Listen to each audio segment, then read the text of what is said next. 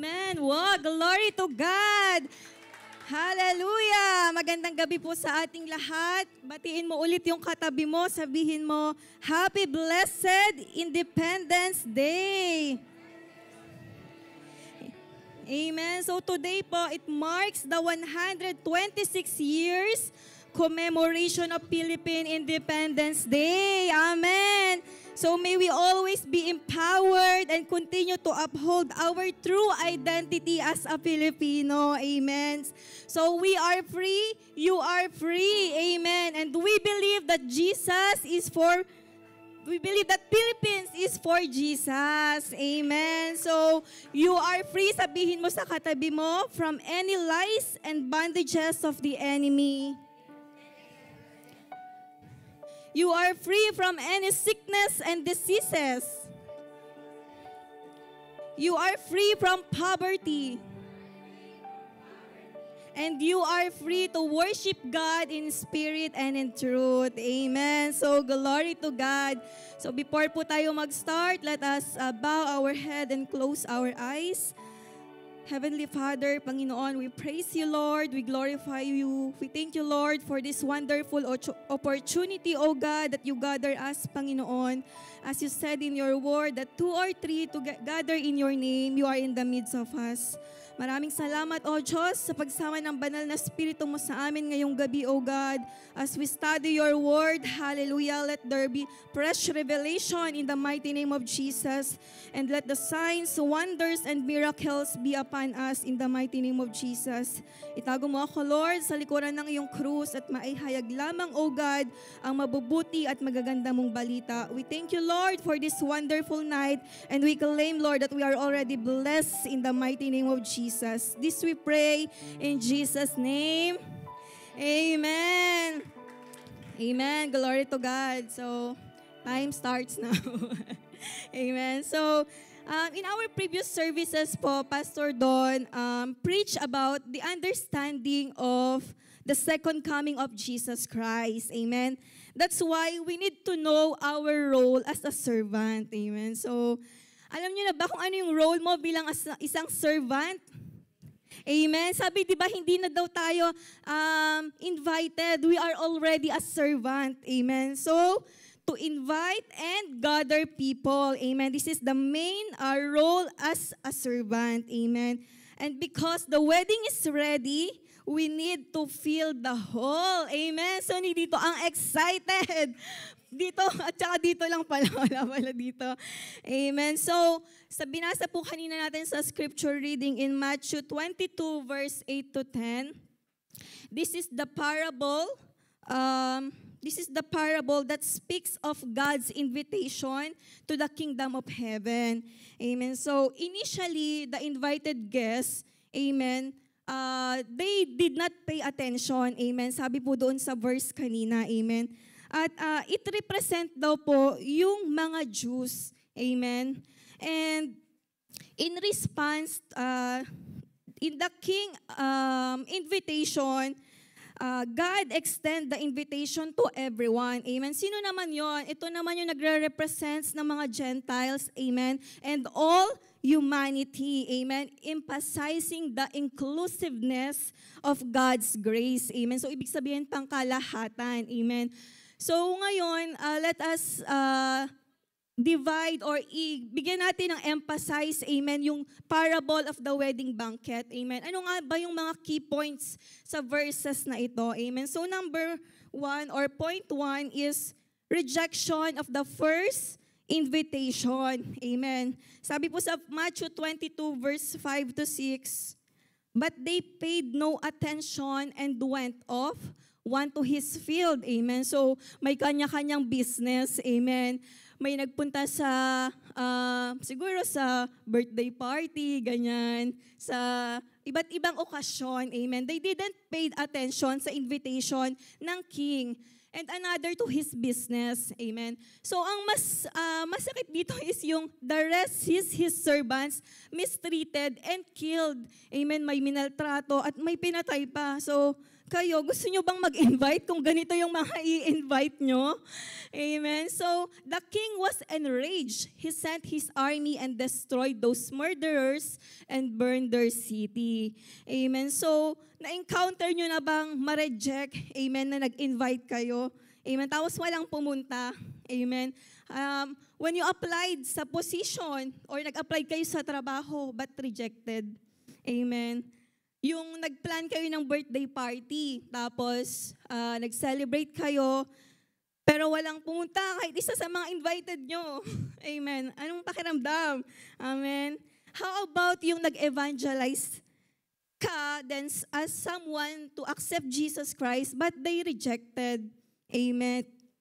Yung nag-amen na pupunta sa church, amen, tapos Sunday service na or midweek service na. Sabi mo, sis, nasan ka na? Brother, nasan ka na? Ay, sis, hindi po ako makakapunta. Amen, di ba? So, bilang isang nag-invite, amen, ang first impression po natin is we are rejected. Amen. Kapag yung in-invite natin ay hindi pumunta. Amen. So the initial guest ignored the call.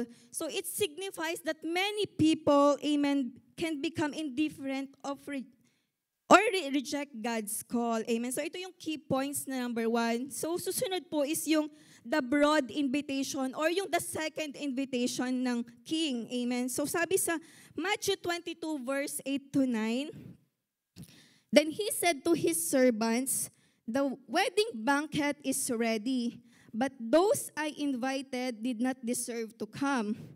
So go to the street corners and invite to the banquet anyone you find. Amen. So ibig sabihin, anyone. Amen. Kahit sino. Amen. So ibig sabihin ng broad invitation, ito yung inclusive or malawak na coverage. Amen. Kahit sino pwede. Any nationality is open. Amen. At ito po yung isa sa masarap na invitation. Bakit? For example, yung nag-invite, doon ginanap sa masarap na pagkain na may masarap na pagkain sa restaurant. Amen. Di ba po usually ang mahal ng bayad kapag mga mamahalin yung restaurant. Amen. But ito, lahat ay imbitado. Amen. Sabi, regardless of their past, kahit sino ka pa, you are invited. Amen. So, napakasarap po na magkaroon ng second invitation. Amen. Di ba po sa mundo, kapag in-invite mo yung isang tao at nagsabing hindi siya pupunta, i-invite mo ba ulit? Di ba? Hindi na po. Amen. But dito sa parable of the wedding banquet, nagkaroon ng second invitation. Amen. And this calls, amen, to salvation. Amen. Ito po yung key points. Saglit lang po, medyo hinihingal pa ako. Pagod akong yung dancer, mag-isa lang ako. Lahat sila kompleto. Amen. So sabi po ng Romans 10:12 to 13, for there is no difference between Jew and Gentile. The same Lord is Lord of all and richly blesses all who call on Him.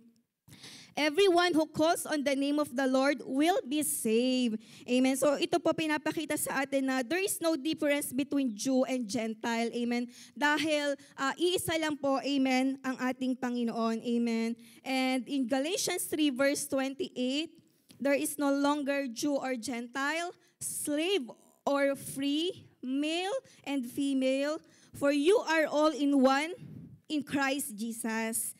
Amen. So, praise the Lord po for the key points, amen, na binigay sa atin ng Panginoon in the parable of the wedding banquet. And lastly po is yung the gathering of all people. Amen. So, last na agad. Amen. So, the gathering of all people, sabi po ng Matthew 22 verse 10, so the servants went out in the streets and gathered all the people they could find, the bad as well as the good. And the wedding hall was filled with guests. Amen. Di ba po yung napakasarap makita na puno, amen, yung ating panambahan. Amen. Kaya sabihin mo sa katabi mo kung vacant yung upuan niya, kung wala sa unahan, mag-i-invite ako.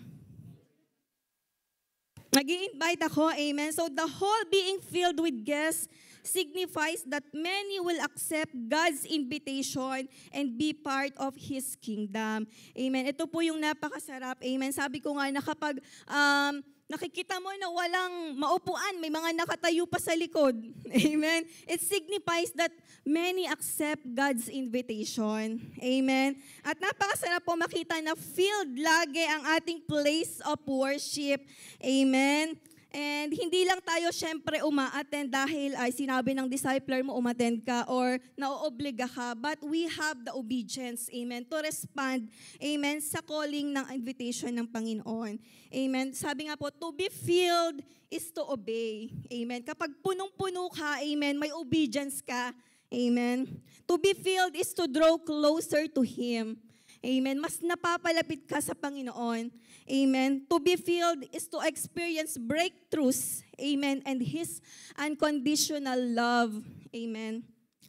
And of course, to be filled is to empty ourselves and make Him, amen, rule over. Amen. Di ba po napakasarap magpapuspos? Amen. Napakasarap makinig, amen, ng salita ng Panginoon. Amen. So, to summarize these key points, amen, number 1 is rejection of the first invitation. It symbolizes those who reject God's offer. Amen. Ito yung mga in-invite mo, pero they didn't respond. Amen.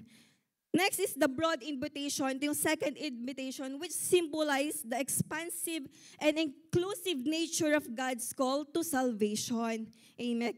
Sabi nga po, freely we receive, freely we will give. Amen. And last key points is yung the gathering of all people. Amen. The wedding hall was filled.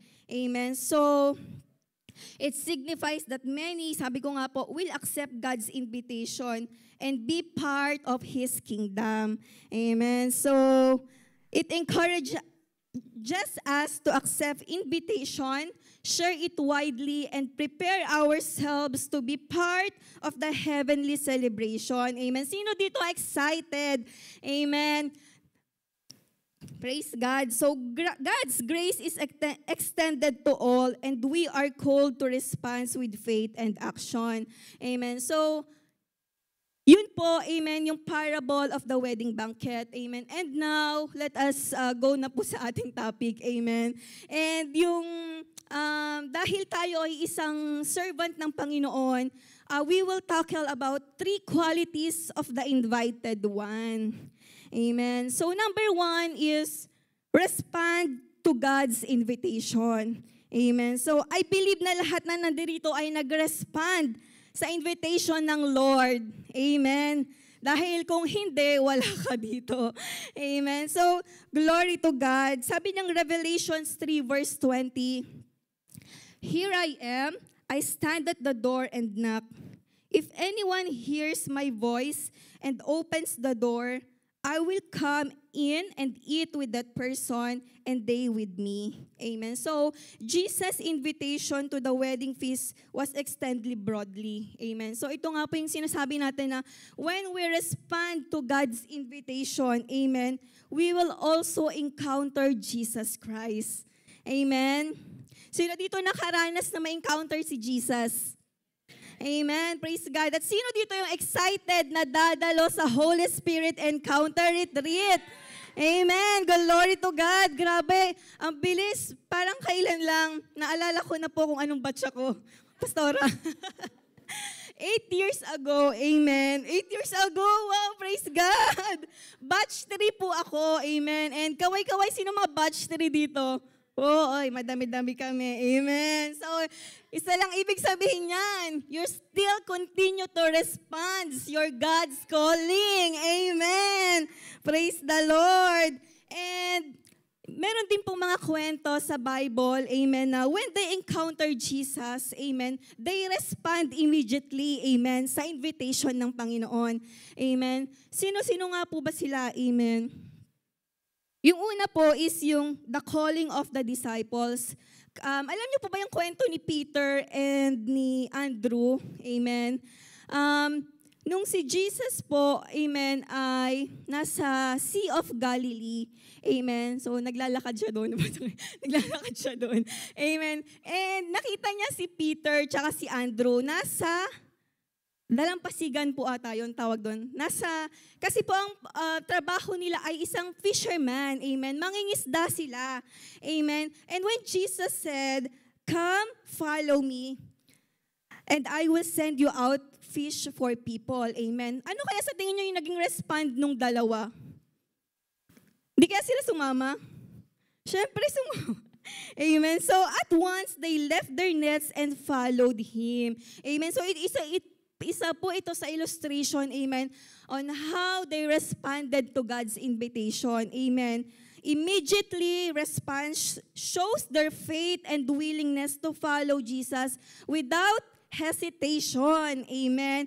At yung ibig sabihin po ng sabi ng Panginoon na I will send you out to fish for people. Amen. It means they will now catch people and help bring to God. Amen. So, hindi na isda, tao na. Amen. Ang ilalapit nila sa Panginoon. Amen. So, tayo din po bilang isang mananampalataya, bilang isang Kristiyano, amen, we are called to catch people. Amen. When we respond to God's calling, dito nag-uumpisa yung makilala mo si Lord, magkaroon ka ng salvation. Pero sabi nga kanina sa devotion natin, amen, salvation is just the beginning. We need to show them that they need to live a Christian life. Amen. So, bilang isang servant na ng Panginoon, ito ay para sa mga i-invite pa natin. Amen. So, testimony na ako agad. Amen. So, gusto ko lang pong i-share sa inyo to kasi it relates po sa about responding God's invitation. Sinulat ko na po para hindi masyadong matagal. Amen. So, last 2 weeks ago po, kami ni Dave, ayokong banggitin yung worried, pero laging yun yung topic namin. Nag-start po yung nung nanny namin, nag-start po yun nung madalas na uma-absent yung nanny namin. Amen. Parang sa isang linggo, 2 beses, minsan Monday pa. Amen. So, kaming dalawa yung nag-a-adjust, lalo na sa work, para lang may mag-alaga kay Gwen or maghatid. Amen. Then, ang prayer po namin that time is magkaroon ng new school si Gwen na meron yung daycare na accredited ng KHDA at DepEd sa Pinas. So, currently po kasi yung school niya is hanggang KG1 lang dito sa Dubai. And yung grade 1 po is sa Sharjah na. And medyo malayo po yun. Amen. So, dumaan yung ilang araw dahil wala kaming mahanap na school. Meron kaming nakita pero hindi po siya, wala po silang curriculum. Amen. Kaya parang pinag-pray po namin na baka iuwi na naman namin siya. Amen. So, tapos sinag po namin kung kailan yung school year sa Pilipinas. July na agad, next year. So parang ang bilis, parang hindi pa namin ganun nararamdaman na, di naman, naaalagaan, pero dahil sobrang bait, nararamdaman pala namin. Amen. So, nalungkot po kami, parang bigla kaming naluhaga niya na, uuwi na pala natin next year na agad. Parang hindi pa po nagsisink in sa akin. So, sobra akong nalungkot. Amen. So, asan ako? Amen. So, to cut the story short, amen, we respond to God's invitation. Amen. Sa pamamagitan ng aming anak din po. Amen. Praise God. So, it was a midweek service na nag-aya si Gwen na mag-church kami. Hindi po sana ako a-attend kasi maganda yung pakiramdam ko that time. But the Holy Spirit convicted me dahil lang sabi ni Gwen, dapat lagi tayong nag-church. Amen? Grabe, no? So, habang nasa daan kami, kasabay namin sila Beng. Amen? Napag-usapan namin yung about sa school ni Gwen. And it all started po. Amen? And we received our answered prayer. Amen? Ngayon po, meron na pong new school si Gwen. Amen? Accredited ng KHDA and DepEd. May KG1 na din po sila hanggang KG12 kung kaya natin. Praise the Lord. Amen? And grabe, with discount pa yung na-avail namin sa tuition fee niya. With one-time payment, grabe. I praise and glory to God kasi hindi lang financially sinusustain tayo ng Lord, but in all aspect of our lives. Anika is really our great reward. Amen. Kaya always respond po sa invitation ng Panginoon. Amen. Kasi never tayong mapapahamak. Amen. We will only experience rejoicing sa buhay natin. Amen. So kung hindi pala kami umattend that time ng midweek service, baka uuwi na siya next year. Amen. Kasi po hanggang May na lang yung enrollment and 10 slots lang yung kinukuha. At that time, 2 na lang yung slot. And I praise God kasi we respond to God's invitation. Amen. Kasi kung hindi tayo magre-respond sa invitation ng Lord, how we will experience the abundant life. Amen. How we will know na may deeper and greater purpose pala ang Diyos sa buhay mo. Amen. Sabi nga, madaming mga Christians, mga hindi na-experience yung ganitong bagay because they are lack of wisdom. At para makuha mo yung wisdom na yon, amen, you need to respond. Amen. Attend regularly services. Amen. So, kapatid, sumunod ka, magpagamit ka. Amen. At hanggang kaya mo pa, may lakas pa. Amen. Itodo mo na. Amen. Glory to God. Amen. And number 2 po is be prepared. Amen. Sabi po dito, in 1 Peter 3 verse 15, but in your hearts revere Christ as Lord. Always be prepared to give an answer to everyone who asks you, to give the reason for the hope that you have, but do this with gentleness and respect. Amen. So, always be prepared. Amen. So, hindi lamang po dito sa pinag-uusapan nating parable of the wedding banquet, but in every circumstances of our lives. Amen. Kasi po, when you respond to God's invitation, kailangan maging handa ka din. Amen. Sa mga kakaharapin mo, it may be in our real life. Amen. In our spiritual life. Amen. And also, amen, sa second coming of our Lord Jesus Christ. Amen. So, being invited also means being prepared. Amen. So, embrace a life that reflects God's kingdom values and be ready for the final banquet. Amen. So, syempre, meron pong mga things na needs i-consider. Amen. When you are doing a preparation, sabi ko nga, hindi lamang sa parable of the wedding banquet, but in all circumstances of our lives.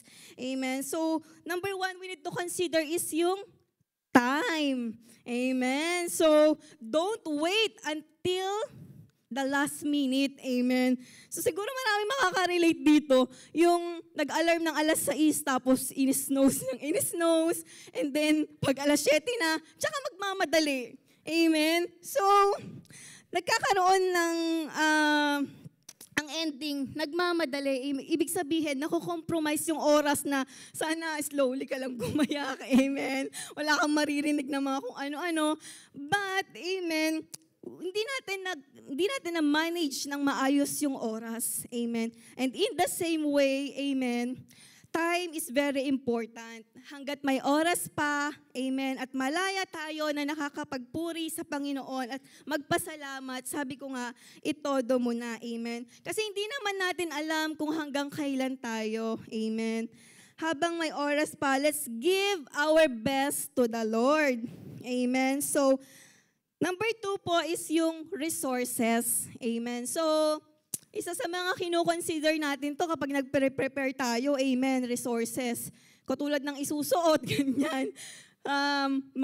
Yung damit, halimbawa sa trabaho, minsan, pag hindi mo nagustuhan, nagbibihis ka na naman, ay, hindi na kasya sa akin itong bibihis ako, ganyan. Amen. So, kino-consider natin to, yung, katulad nga nung sa may parable of the wedding banquet, di ba?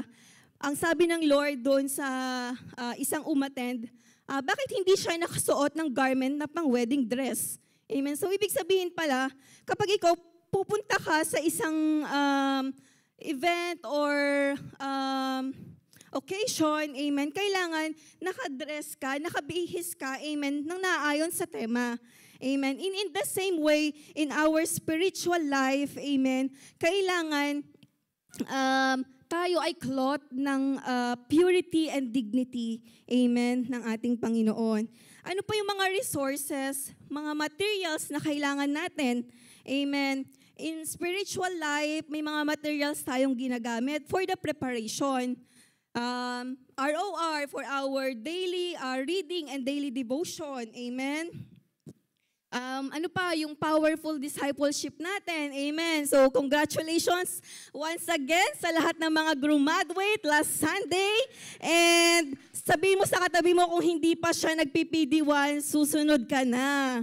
Amen. Praise the Lord. So, number 3 na need i-consider is yung transportation or logistics. Amen. So, napakahalaga din po na kapag tayo may pupuntahan, di ba, check mo muna kung magta-taxi ka ba o magbabas ka kasi, or magme-metro ka, kasi mas mahal kapag nag-taxi, di ba po ba?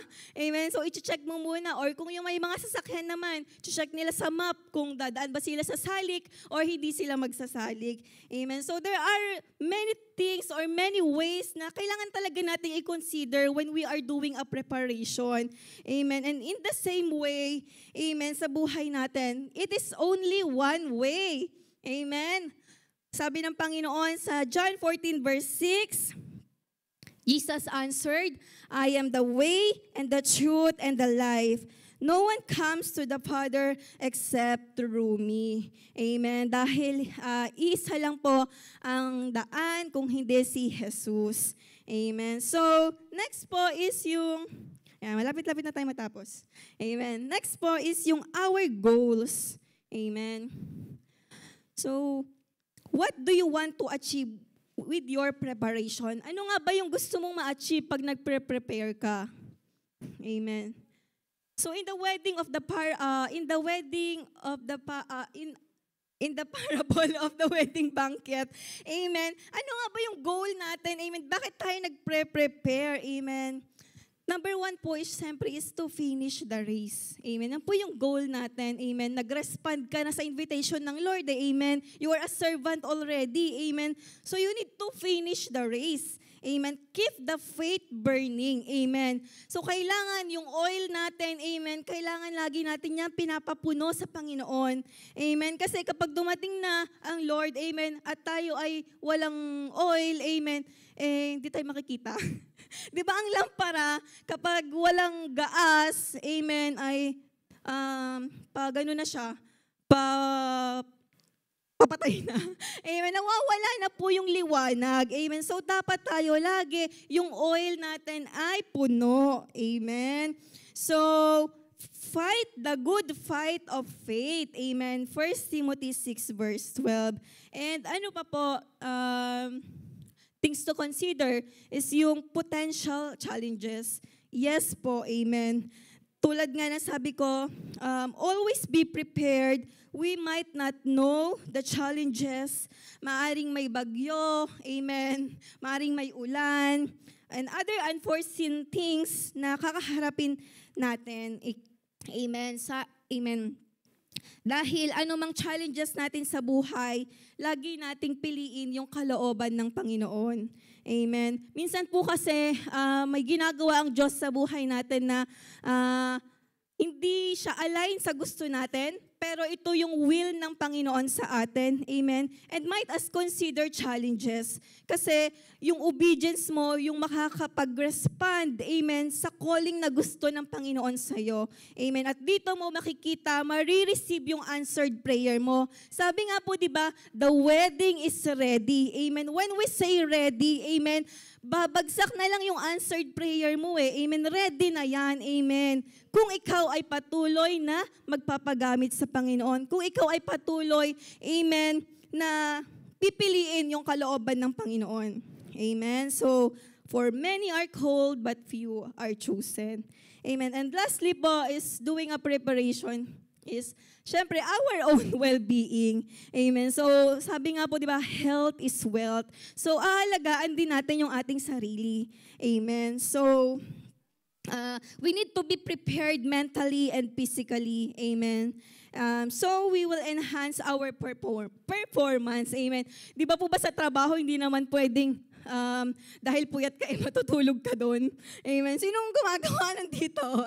Amen. So, kailangan tayo bilang isang Kristiyano, we have the discipline. Amen. Meron tayong disiplina, amen, sa preparation. Katulad na lamang every Sunday, pag sinabi ng ating mga leader na dapat ang call time ay 11:30 or 11. Amen. So, kailangan nandito na tayo. Anong gagawin natin? Huwag tayong magpupuyat or huwag tayong magnonood ng mga movie para hindi mapuyat kasi Sunday service. Ganyan. Amen. So, we need to take care ourselves and tignan natin, amen, ano ba yung ahead ng gagawin natin, amen, para yung sarili natin ay maging prepared. Amen. So, number 3 po, last one is yung continue sharing the gospel. Amen. So, ulitin ko po, we respond to God's invitation. Prepare na tayo ng Panginoon. Amen. And hindi naman dun nagtatapos na dahil prepared ka na, nag-respond ka na sa calling niya. We need to continuously, amen, sharing the gospel. Amen. In 2 Timothy 4 verse 2, preach the word, be prepared in season and out of season. Amen. Correct, rebuke, and encourage with great patience and careful instruction. Amen. So, let us continue sharing the gospel and preach the gospel until the second coming of our Lord Jesus Christ, because we might not know who is not yet invited. Amen. So, as the one invited, we need to extend our hands. Amen. Marami pa po na hindi nakakarinig or yung bang aayain mo na lang sila, amen. Baka naghihintay lang sila, amen. So, continue sharing the gospel. Sabi nga po ng kanina, therefore, when we lead souls to Christ, it's important to guide them to actively involve in a local church until they become rooted and grounded in faith. Amen. So, don't leave them hang. Amen. Yung mga nawiwin natin, amen. Yung mga nasisharean natin, amen. Continuously, amen. Share the gospel, amen. And they may see, amen, yung calling, amen, na binigay ng Panginoon sa kanila. And then after that, yung shineran mo, na-receive niya na, nag-respond na siya sa God's invitation, magiging prepared naman siya. And then, continuously, siya naman yung mag-share ng gospel. Amen. At ito po yung gusto ipahiwatig sa atin ng Panginoon. Amen. Na continuously sharing the word of God, response to God's invitation, and be prepared. Amen. Dahil our role, amen, like the servants in the parable, amen, is to show kindness, amen, and compassion to others. Amen. Ano pa?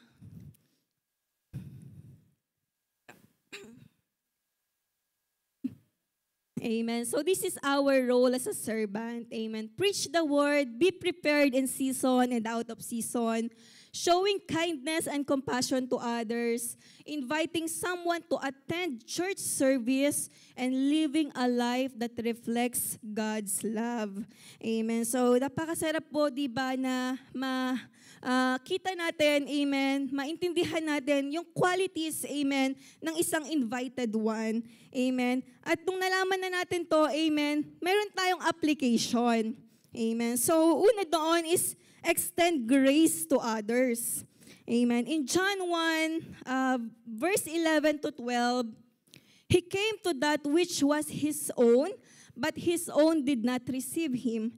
Yet to all who did receive Him, to those who believe in His name, He gave the right to become children of God. Amen. So, those who believe in His name, amen, He gave the right to become children of God. So, tayo bilang isang naniniwala na nanampalataya sa Panginoon, we need to extend grace to others. Amen. Sa pamamagitan ng help someone to start up a new life. Amen. Ano pa po yung application natin after extending grace to others? Self-reflection. Amen. Isa po ito sa pinaka-masarap i-meditate. Amen. Reflect on whether you are accepting God's invitation or if you are ignoring them. Amen. So ask yourself, anong level or anong status mo bilang isang naglilingkod sa Panginoon? Ikaw ba yung nag-accept ng invitation or calling ni Lord para sa'yo, or ikaw yung nag-accept ng invitation at the same time, ini-ignore mo din yung call mo? Hello? So wala dito nun, amen? Bawal dito yung lukewarm, amen? So praise God. So ang key takeaways po natin to reflect, self-reflection is, when you respond to God's invitation, be prepared to receive instruction. Amen. Kasi may instruction po ang Panginoon sa atin when we are serving God. Amen. Katulad na lang nandito tayo. Amen. May mga instruction ang Panginoon sa atin na binababa. Amen. Kasi nag-respond ka sa calling niya. Amen. Kaya nga kailangan in season and out of season, be prepared. Amen. Kasi may ibababa at ibababa ang Panginoon sa atin. We will hear His voice. Amen. And then lastly is fellowship. Amen. So build a relationship that reflects the inclusiveness of God's kingdom. Amen. Ito po yung ating mga open life group. Amen. And close life group. And isa po sa maganda is yung bago nating structure. Amen. Yung every fifth week, amen, meron tayong joint fellowship. Amen. And praise God sa mga naka-joint fellowship na dyan. Amen. Glory to God. So be excited for more. Amen. So remember, God desire is a relationship with everyone. Amen. Let's open our hearts just like the unexpected guests. We are welcome at the wedding feast and share God's love with the world. Amen. So, glory to God po sa kanyang mga salita. We are already prepared at the wedding and we are ready to fill this hall. Amen. So, we need to respond to God's invitation. Be prepared and continue sharing the gospel. Ayun lamang po at maraming salamat. Glory to God. Let us welcome Pastor Don.